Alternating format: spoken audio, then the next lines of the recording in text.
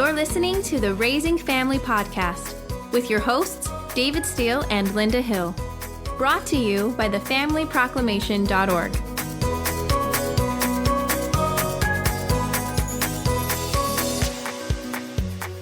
Hello and welcome to the Raising Family podcast. I'm your host, David Steele, along with co-host Linda Hill.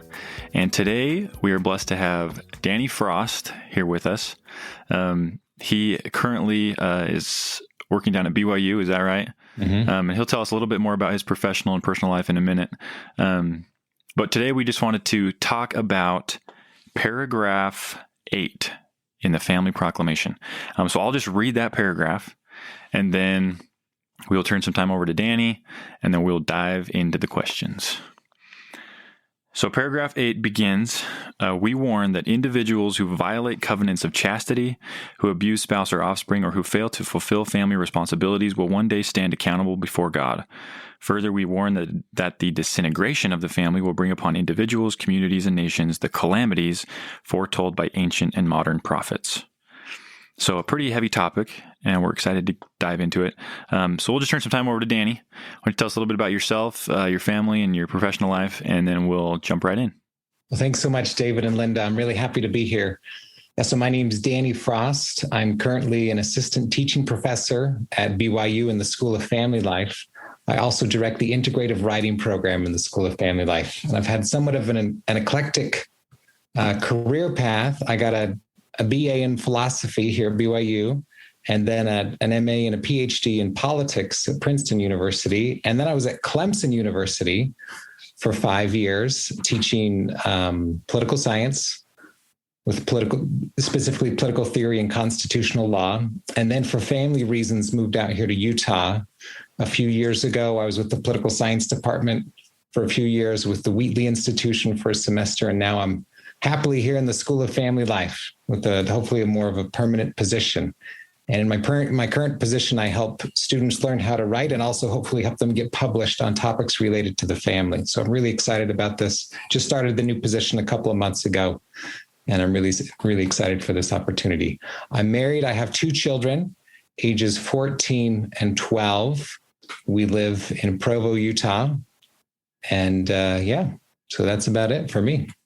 I love the variety of background, the things that you've studied, constitutional law, politics, everything. And it is all very much related to the family. Fantastic. It is. And with each things, I learned different things from philosophy, from law, now in School of Family Life. So I have more of a kind of a social scientific social scientific emphasis and the kind of work that I read and that I help students write. So it's been really valuable, and I've learned a lot from each one. So we're talking about the calamities, and immediately it talks about the law, chastity and calamities and families. We hear all of those words in there. And can you maybe give us a little background on why that is just front and center, one of the number one things we're talking about when we talk about violating that law in relation to calamities? Yeah, so I think there's different ways to think about the calamities. You can think about, kind of country or system level problems that you might have. You can also think about problems at the level of the family or just individual problems. But I really think that there's lots of things that go wrong when the family isn't working appropriately. So the thing that jumps out to me perhaps more than anything else is, I think in a culture which promotes promiscuous sexual relationships, you're going to see abortion. And abortion, I think, is perhaps the most direct and visible. Well, in a way, it's kind of invisible because we don't see the victims of abortion. But here there are hundreds of thousands of unborn children who are unwanted and essentially discarded because of a culture which sees a right to sexual satisfaction without consequences. And I think that may be one of the most dramatic manifestations of this damage that is done by the sexual revolution. Wow. And maybe also, how do you think that violating chastity and kind of disregarding chastity, how do you think that affects maybe just societal norms, the way people live and interact with each other? Do you think it has an effect on that? I do. And I think in our culture, there's a certain set of resources that we draw on to make sense of our lives. I think every culture has a certain set of norms and values that people use to know how to live. And so I think in our society, we have a pretty thin conception of what sex is supposed to do or what sex means in human life. And so in particular, as far as morality goes, consent seems to be the one moral standard that is remaining.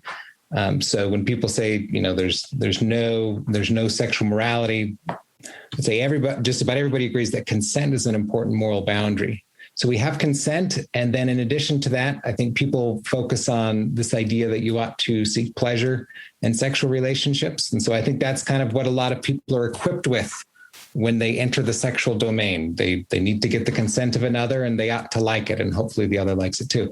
And this is, I think, quite thin to understand what sexual relationships are all about. In some of my reading, I try to highlight that sex can be a profound form of connection, of interpersonal communion, which is both enriching and edifying to the couple and has the potential of creating new life, which is perhaps the most striking thing about sexual relationships, is that they can bring into existence a new human being, which wasn't in the world before. We know that they had an existence prior to this world, but now they're coming into the world. And that really, this is perhaps one of the most wonderful things that could happen, the creation of a new human being, but we treat it so casually. And so I think what happens when at the level of society, you have a relatively thin and I think unhelpful conception of what sexual relationships are supposed to be about, you end up with a lot of suffering on multiple levels. You have a lot of women in particular who feel used, who enter into sexual relationships that may actually even say yes. And of course, we need to always affirm the importance of consent, because I think that's part of what it means to treat a person, as someone who's made in the image and likeness of God, with the ability to choose for themselves how to live their life. But even in the case, a lot of times women and sometimes men will say yes, but it's almost that they end up feeling used or objectified. And I think that's part of what we're seeing in the Me Too movement, that consent in and of itself isn't enough. We need enthusiastic consent or enthusiastic agreement, is some of the new language that we hear. And I think there's a cry there to say, like, that there's something more to me, there's something more to this interaction than just people exchanging bodily pleasure. There's something more to this. Well, I know in Elder Christofferson gave an amazing talk in October of 2020 on sustainable societies. He was kind of talking in reference to this whole 2030 plan, this global plan that's out, right? And they're already teaching it in the schools about all these goals. It sounds fantastic, right? Mm-hmm. But there's a lot in there that are, in my opinion, related to this idea of consent and sex. But he said a society, for example, in which individual consent is the only constraint on sexual activity is a society in decay. Adultery, promiscuity, out of wedlock births, and elective abortions are but some of the bitter fruits that grow out of the ongoing sexual revolution. And I've thought a lot about this idea of consent, and that is where we're at, that's like the only thing now that people talk about. And I work in an industry where I work with a lot of young adults. I work with a lot of people from different walks of life. And I remember that there's a time where members of the church, you're the people who don't drink alcohol and coffee, right? But I had a friend that point blank just said, wait a sec. So in your church, you don't believe in sex before marriage, right? I mean, that's the first thing that they touched on. And I've had several that just in utter disbelief, like, how can you believe that? How can you even believe? I'm like, surely maybe you do, but your kids don't, right? Your kids definitely don't believe that. And I had to say, well, they actually do. And well, then obviously your kids are lying to you. I mean, they just cannot even believe that anyone these days would follow this idea of the law of chastity, of sex, no sex before marriage and only fidelity within marriage, and these things that we hold so dear, and they're very, very core beliefs to us. So why is it so hard for the rest of the world to believe that we could ask this of people? Oh, that's a good question. And I was going to say Elder Christofferson says it a lot better than I do about the calamities and that sort of thing. So thank you for that quote. That was very good. But I think there's a lot of reasons why people don't find it very reasonable or intelligible, the church's position about marriage and sexuality.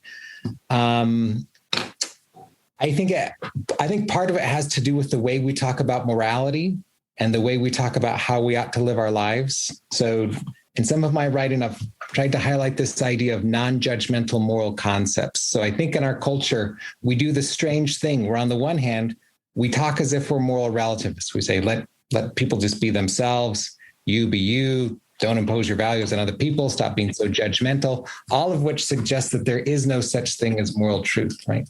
But then we get indignant about it. We say, how dare you impose your values on other people, which suggests that it's wrong to do that thing, which of course is a kind of moral judgment. So on the one hand, we talk the talk of moral relativism, while we also indulge our habit for moral objectivity. So if someone said like, oh, that's just your personal opinion that imposing your values on other people is wrong, but like I choose to do that. Like people wouldn't go for that. They would say like, no, it's wrong to do that thing. And so what I think we have is we have a moral vocabulary which is set up to suppress a lot of important moral questions. So we have a lot of moral concepts. And by the way, let me preface this by saying, I think that these are good moral concepts when they're placed within the right context, within the right moral framework. I think these are very valuable. So don't think that I'm against these moral concepts. But concepts such as tolerance, openness, inclusivity, difference, and those sort of things, those all suggest that there's something wrong or inappropriate with boundaries, that boundaries themselves are the problem that need to be overcome and transgressed. But of course, then those concepts create new boundaries and new standards that need to be followed. And I think we see a lot of that. We see this on Twitter, for example. There's always a kind of moral outrage going on. People are upset about a lot of things, and I think the frustration, the indignation suggests that there's something of real importance at stake here. It's not just all subjective and relative to whatever anybody thinks. So anyways, we have these concepts which suggest there is no moral truth, even as people advance moral claims. And I think that bleeds over into how we think about our sexual lives and our relationships. So what kind of a sexual relationship is a good one? Well, just do whatever works for you, right? Just do whatever feels right for you. C.S. Lewis has this fantastic quote where he says, when all that is good has been debunked, that which says I want remains. That may not be an exact quote, but it's something along those lines that when notions of the good, notions of what is truly fulfilling for us as human persons, as children of God, when that is liquidated, what we're left with are just our brute desires, like what we want. And I think it's not obvious that those will always take us in a good direction. In fact, the ancients and medieval philosophers were really quite concerned about the role of the passions in human life, that you could become a slave to the passions. Plato and Aristotle were really attuned to this problem, that when you get rid of all barriers, you may not be left with innocence and goodness. You may be left with the kind of the dark side of human nature. And so we need to be attentive to the ways that we can become a slave even to our own desires and our own passions. Sort of like the natural man. Exactly. And I think also we probably have a lot of parents listening to this podcast, and they may be. I mean, we like to think that we know everything that our children are going through and the things they're being taught. But I think maybe, you've spent some time in the educational system of higher education. And I mean, what are some things you would say what are the values that are being taught to our children that relate to sexuality and marriage? I mean, what are kind of the things we're up against? What are the things that are being taught just kind of in a clear way so we can kind of understand how to combat those? And maybe some of the things that aren't being taught. Yeah. That should be taught. That's a great question. I can't speak too much for, maybe K through 12 education. I've spent pretty much my whole career in teaching at the college level, but I'll give you some observations, what I've got. I think in general, there's just a kind of cultural osmosis, that your culture provides you with a way of looking out at the world. There's a philosopher named Charles Taylor who calls this the social imaginary. Every culture has a certain set of ideas about the way the world works, about what's important, what's fulfilling, what's valuable in human life. And kids get this from lots of different directions. And so I think they get a kind of expressive individualist approach to life from lots of different quarters. I think on TV there's of course there's a glamorization of a certain kind of hedonistic and transgressive lifestyle.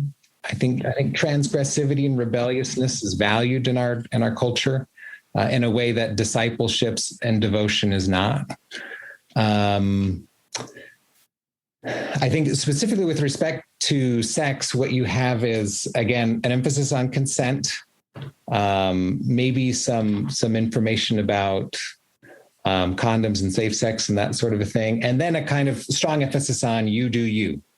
Whatever feels good to you, whatever you identify, then that just is a good thing, and that there should be really no judgment about that whatsoever, and that if you do judge, you're hateful. And so I think that's a recipe for that's a recipe for, I think, confusion and heartache in many ways. I think you're right. There's a lot of, you're even talking a lot about pop culture, right? The media and my own view is that ends up mattering more than what is explicitly taught in school. So if you go to school and you get like a couple of days of sex ed, I think that ends up being vastly less influential than just the constant barrage of messaging, which you get from so many different media platforms today. Well, and there's also when my children were younger, these channels, these kids are watching, and I found there were no reliable adults in any of these children's shows. There's no responsible adult. The kids are the ones making all of the decisions. They all are the adults, and the parents all appear pretty stupid and clueless or just non-existent. I mean, in some of these shows that are very prevalent with our kids, completely non-existent. And it's what the kids want. What the kids want goes. They run the show, and we didn't even allow those in our home because I'm like, I do not need this. This is such a counter to to my parenting, right? I mean, if they're not going to see any responsible adults or any positive messaging, why are we doing this? It can be an easy babysitter for the kids, but you're right, that pop culture and what they're just constantly being bombarded with, and that was honestly before all the social media apps. My kids are young adults now, so they kind of are just missed what today's kids are dealing with. No, I think that's great, and I think it's good that you were resisting that kind of influence. I just wanted to say, with reference to that, I think there's a general bias against authority in our culture. I think that's part of also the cultural milieu. So what's going on there, I think, is you have this conception of what it means to be a human. It's this expressive individual who lives to express, who has a kind of deep truth inside of him or her, which is yearning to get out, which is free, which ought to be unconstrained. And that really any kind of authority in a way is a threat to that expressive impulse of the individual. Authority from culture, authority from family, authority from nature, authority from God, all of these in some way are an imposition, right? Because the standard presumption is that and this is the value of autonomy, which I think is the central moral value of our time. The autonomous individual is one who ought to be the author of his or her own ends and values and purposes. And so anything else that might constrain that or limit that is already seen as a threat or an imposition. And so somehow those external influences have to be subverted. They have to be transgressed or undermined so that the individual can be truly free. Only when those external forces no longer influence the expressive individual will that individual truly be liberated. And so I think the whole kind of that whole conception of who we are as human persons already puts us in an antagonistic stance towards something like higher truth or goodness, which might require an attitude of reverence or obedience or discipleship from us. It's already putting us on the wrong footing, so we don't recognize those things, things that are truly worthy of reverence and obedience when they present themselves to us. Right. Yeah, and I think, and so maybe looking at all of those things together, this kind of cultural decay and moral relativism, and I mean, what do you think about changing that? I mean, is there a way back from the decay that's already occurred and that it's continuing to occur? I mean, how do we, at least starting in our families, and hopefully moving to our communities and our society, what do you kind of see as a way back to kind of combat these things? Yeah, I don't think it's easy, to say the least. But my former professor and mentor, Robbie George, is fond of saying that the truth is luminous and powerful. So the best we can do is try to see and follow the truth, to live the truth as best we can. And that can be a powerful antidote. And perhaps we won't influence very many people, perhaps none. But it's still the case that living the truth is the best thing that we can do. And I think, that history has ups and downs. There's been dark times in the past. There'll be dark times in the future, But I think the call that God sends to all of us always is that we ought to live the truth and stand up for the truth as best we can in all circumstances. And that I think is harder than we sometimes recognize. Living with real integrity is difficult, because I think even those who are aware of the way that the culture is influencing us still fall prey to the influence itself. I see this in myself. I can talk about some of these things, but then I see them in myself in ways that I'm not proud of, or ways that I try to diminish. So just having integrity, just trying to focus your own life on doing what's right and trying to pass that on to your children, that can be very difficult. But I think that's got to be step number one. Right. So now back to this idea of judging, because this is part of, like you said, some of the things that we're dealing with ourselves, right? And you hear, again, constantly, don't judge, quit being so judgmental. But even people that are judging those who are judging are still judging, right? I mean, this it's sort of this, and I know you have a lot to say about the judgments, right? Because we do at some point have to teach our children discernment. And discernment is making judgments. Right. And so, like, I love, my favorite talk, I think, was Oak's talk, where he talked on, was it judging and like final judgments, discernment, and then final judgments, like making judgments about whether certain things are a good influence or will have a good outcome, versus sort of damning someone to hell. Kind of, that's a final judgment that's not ours to make. Right. Do you remember that talk? It's very good one. So definitely we never stand in the position of God to render a kind of final judgment, especially on anybody else about their actions or anything like that. Like, that's just not our province. At the same time, just being alive and living, you have to make certain kinds of judgments or distinctions or determinations of what's good or what's bad, what's worth pursuing, what's not worth pursuing. You just can't live a life. You just can't live as a human without confronting these kinds of moral questions. How should I spend my time? How should I exert my influence?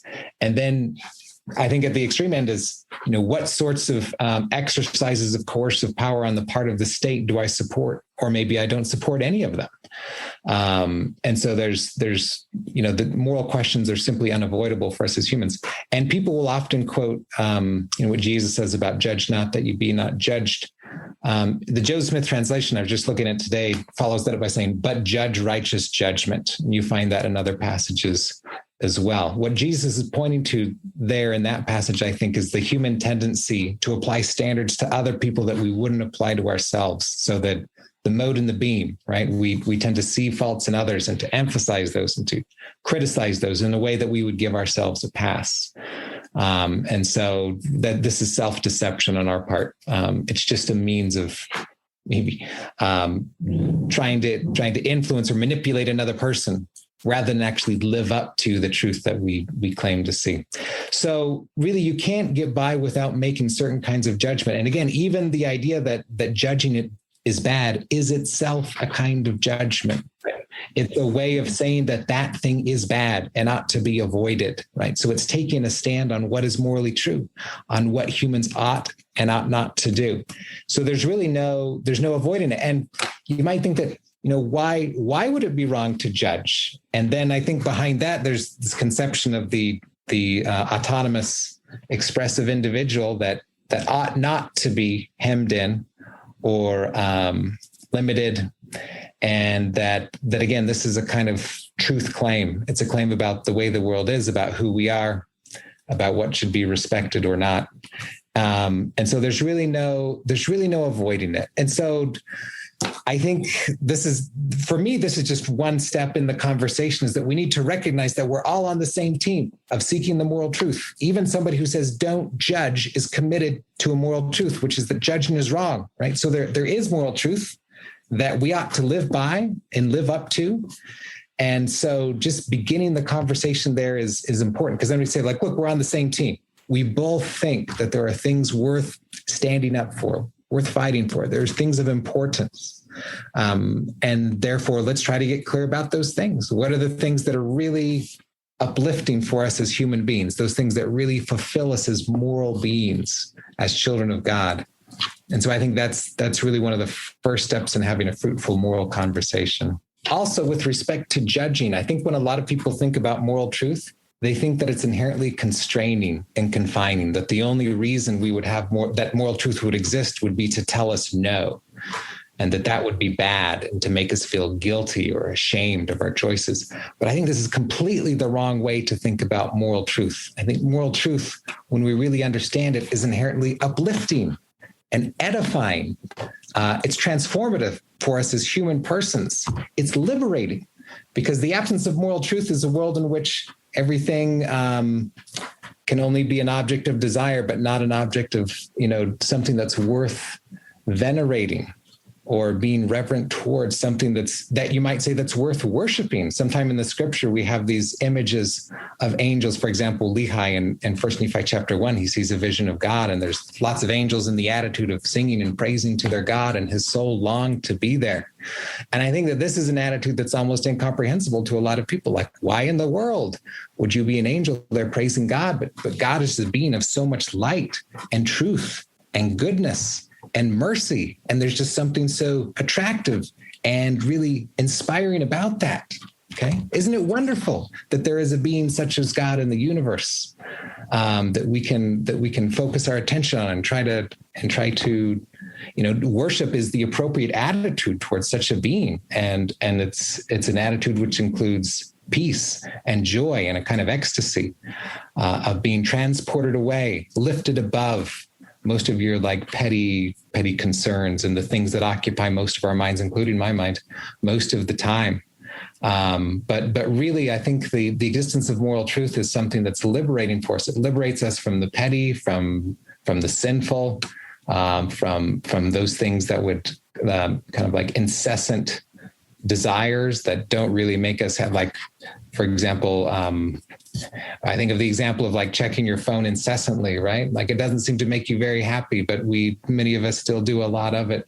I think there's various things like that in our lives, things that we do, but that don't really bring us a lot of joy. And I think when we come into the contact with something really valuable, something higher, that's uplifting and elevating and edifying, that's just like a categorically different kind of experience, that's different for us as the kind of beings that we are, and is quite beautiful.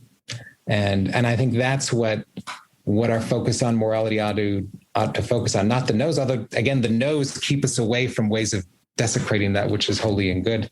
But really there's a fundamental yes. We're saying yes to goodness and truth and beauty and purity, and that those are fundamentally good things. Well, and there's just practical things that come with that too. I remember once my husband was trying to explain to one of our kids this idea of rules, that he says, you show up on this beautiful beach, it's a beautiful sunny day, and there's a sign that says no swimming. And you're thinking, well, it looks like a perfect day for swimming to me. I don't see any sharks in the water. I don't see any problem. So I'm going to ignore that rule and do what I feel like doing right now. they get in the water. They don't know that there's a rip current that's going to take them right out. And then all of their, I mean, it's an analogy that's been used probably many times, but then where's their freedoms now? So they had the freedom to make that choice, right? But they were not free to choose that consequence that went with it. And when we follow these moral laws, there's also just avoiding misery and ultimately freeing ourselves as we follow commandments that God has given us, and some of these eternal moral truths. There's almost this upward funnel versus a downward funnel, right? Where the choices become bigger. And like you talked about, these really amazing things to look forward to. And I just think that natural man wants the now, whatever they want in this moment. And they don't understand how many doors close when they make certain decisions against these moral truths. Yeah. Again, whether they believe the moral truths or not, it's like they're just as true for someone who believes them as for someone who doesn't believe them, as much as they are for someone who does. Yeah. And I think you make a great point there about freedom, that I think often we see freedom as just the absence of boundaries, the absence of rules. So me being able to do whatever I want without being stopped and doing that thing, which is, I think, a very modern notion of freedom. It's not the notion of freedom we find in the gospel. It's not the notion of freedom we find in the ancients, because even if you have no boundaries, you still might be enslaved to, petty and degrading desires, right? This is a key theme in Plato's famous work, The Republic, that even if you had nothing that constrained you, you might be constrained to your own base passions, and that would be a really bad problem. And I think also in the gospel, true freedom, the kind of freedom that God has, is not just a lack of impediments so that he could do whatever he wanted, maybe like play Candy Crush or something like that. I think it's freedom to live for the most important things, for things that are really valuable, okay, that are really worth your time, right? You're freed from all of these other inconsequential concerns. You're free to live the life that God created you to live. And I think that's a much more substantive and fulfilling version of freedom.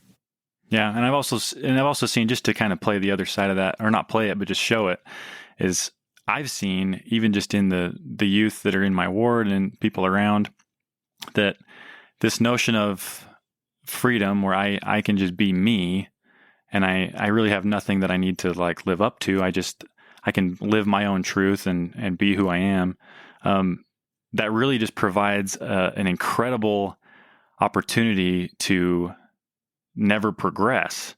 And I think we see that a lot, especially with youth right now. I mean, we've struggled to find people, to work. Every place in town, they can't find anybody that wants to make money, that nobody wants to work, nobody wants to do anything, because they kind of are living their truth in the absence of a moral truth that would kind of propel them forward. And that's what's so cool, I think, about the founding documents in this country, is they included the pursuit of happiness kind of as a key right.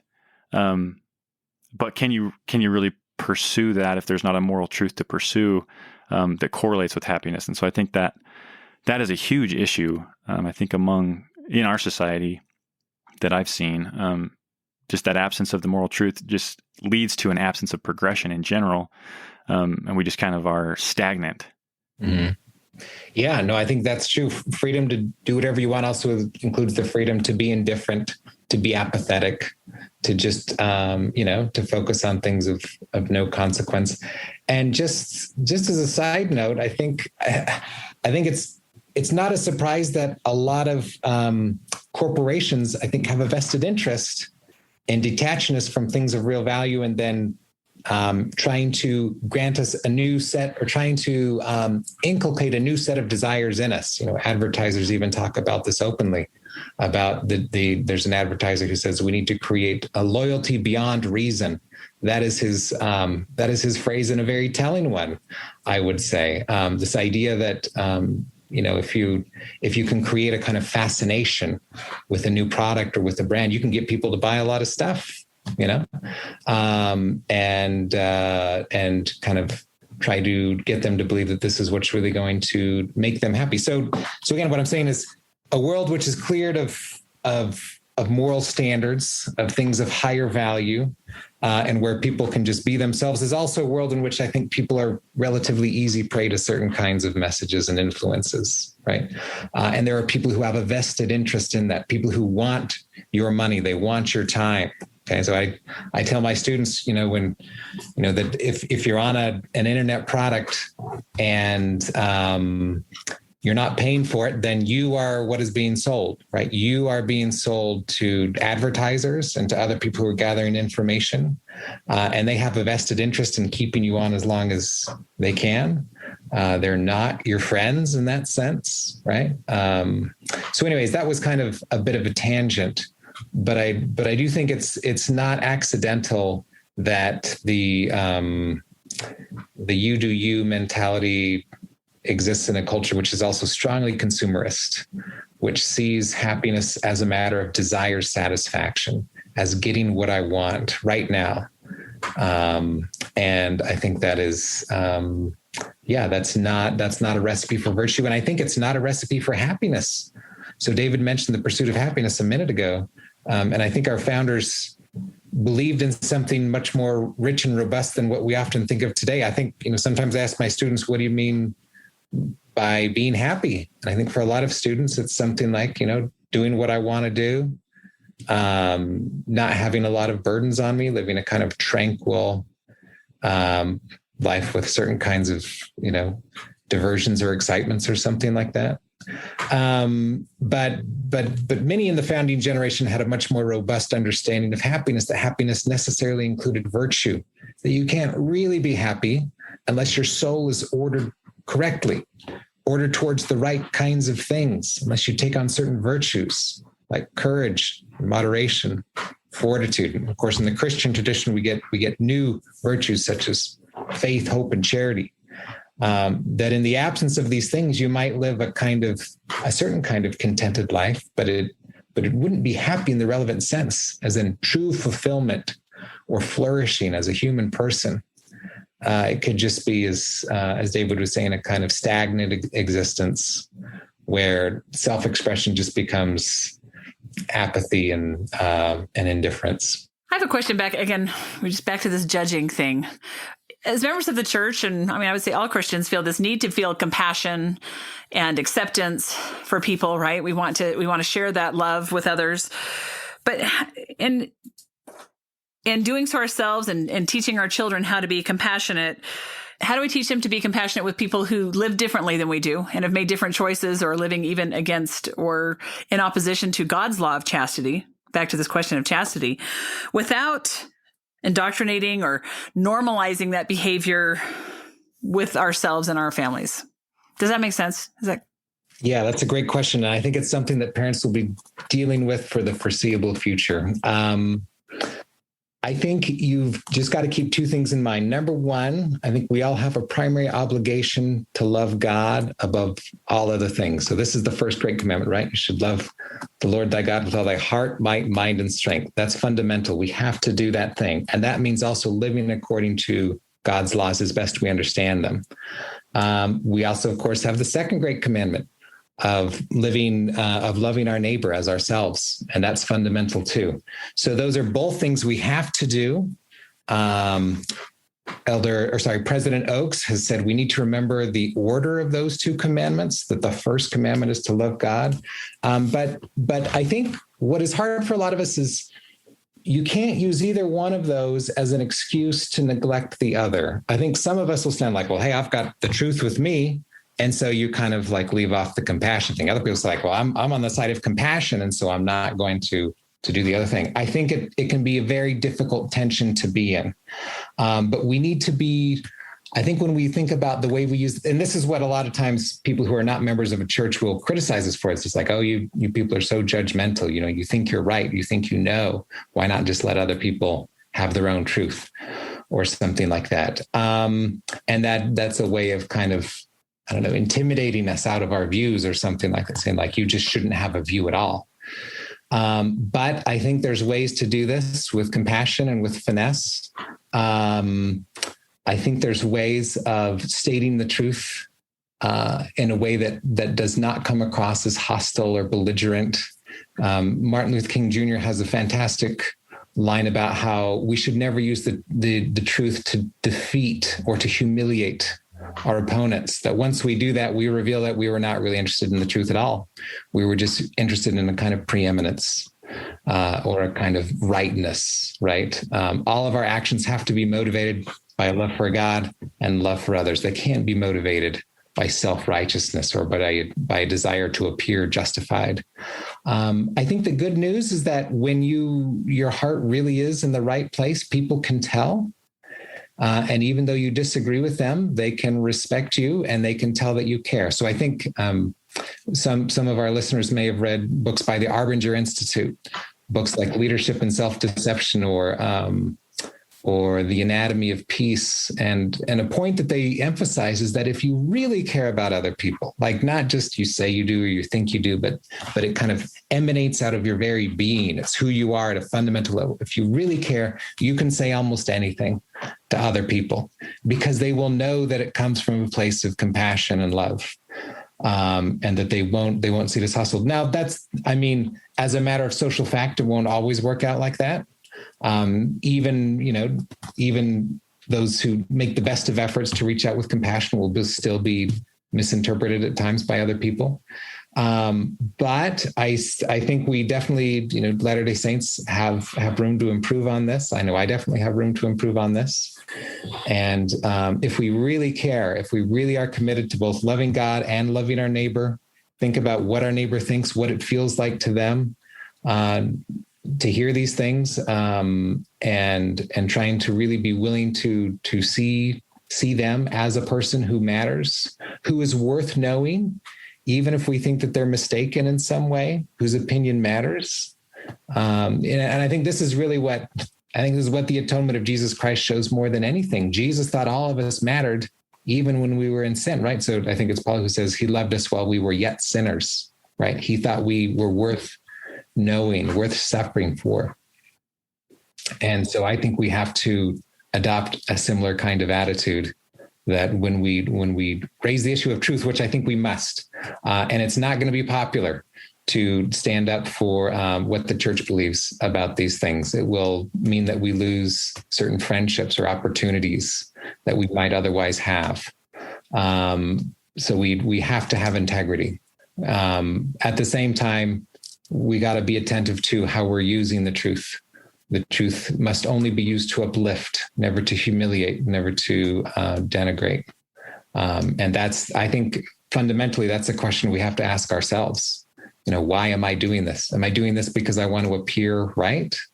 Do I want to appear justified? Or am I doing it out of a sincere love for God and for other people?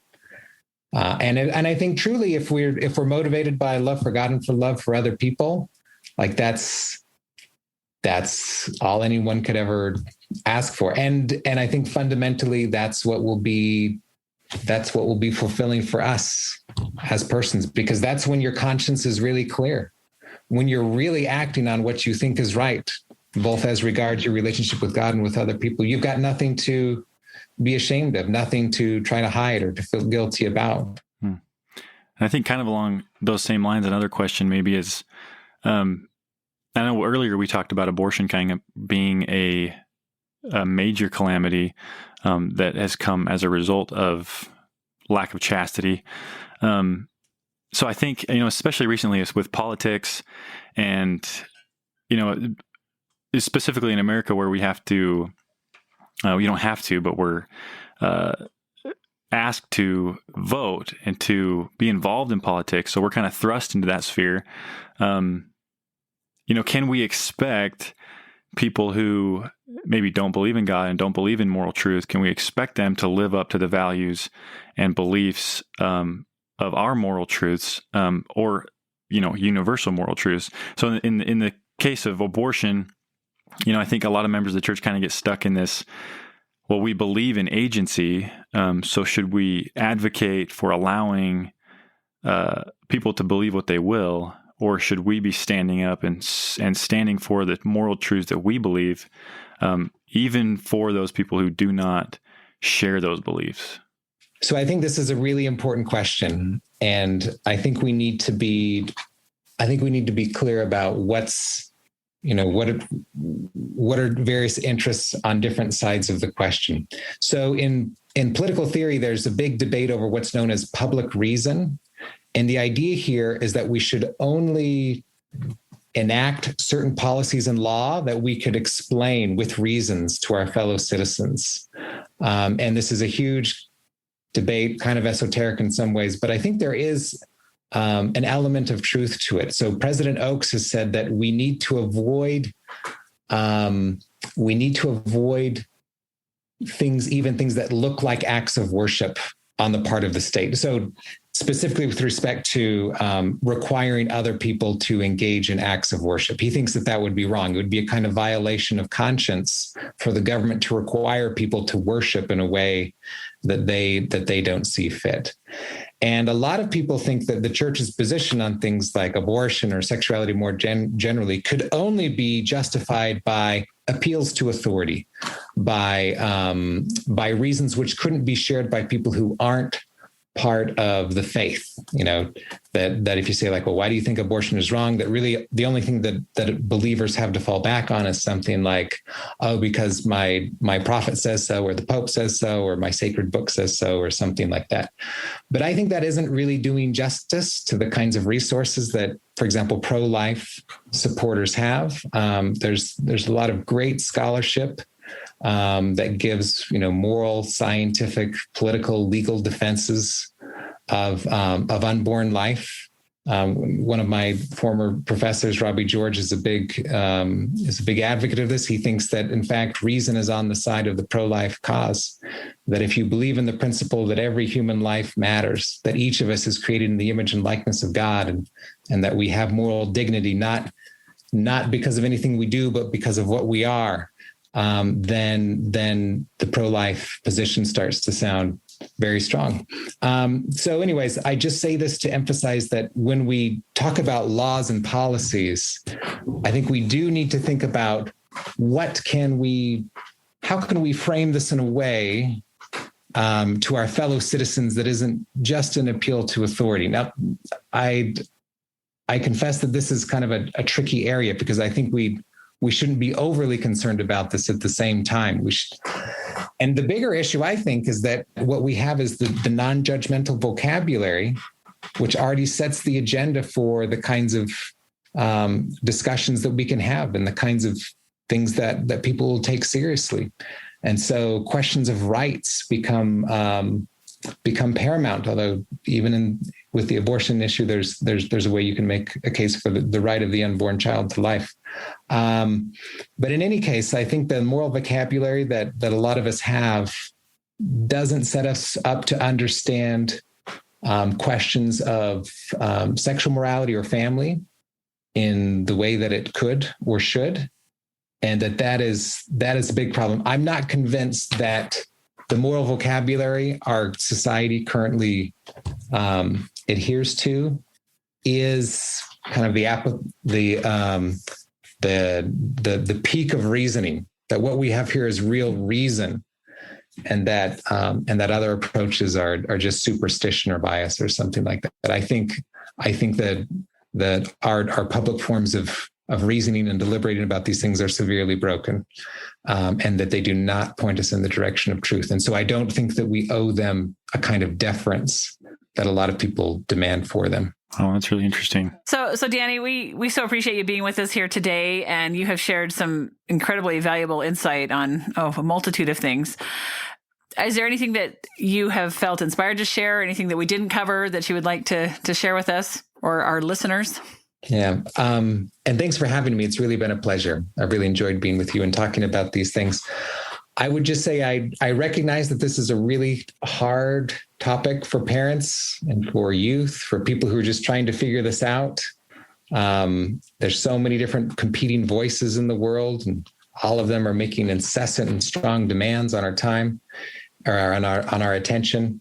And I think it can be hard to see through all of the commotion, to see through to what is most true. I would just say that I think all of us have to try to have integrity. I think integrity is absolutely fundamental to the search for truth. You have to open your heart to the influence of God. and try to understand how you can best do his will as best you understand it. Specifically with reference to this question of how do people make sense of these topics today, I wanted to recommend one book called The Rise and Triumph of the Modern Self by Carl Trueman, which I think does a really excellent job of kind of giving a lay of the land. He surveys the terrain of how we got to where we are today and the way that we talk about these things. And for me, I thought it was just a great, it was a great introduction to, or it was a great job of showing people kind of where they stand or where the culture stands. And then if you see it, you're in a better position to do something about it, to recognize it for what it is, and to perhaps move in a different and better direction. And so that was The Rise and Triumph of the Modern Self by Carl Trueman. We love good recommendations. Yeah, seriously. Anything to help us increase our knowledge of the lay of the land, because sometimes it can be incredibly confusing. And without a base understanding of what's happening, it's really quite impossible to move really in any direction properly and with efficiency. So thanks so much, Danny, for taking some time to be with us and sharing some of the things. I think that we've learned a lot. I know I have. And so we're just grateful for your time and for your efforts. Well, thank you. It was a pleasure. I appreciate it. Thanks. And so just to end, we'll just reread that paragraph so that we can hear it now after having talked a lot about it.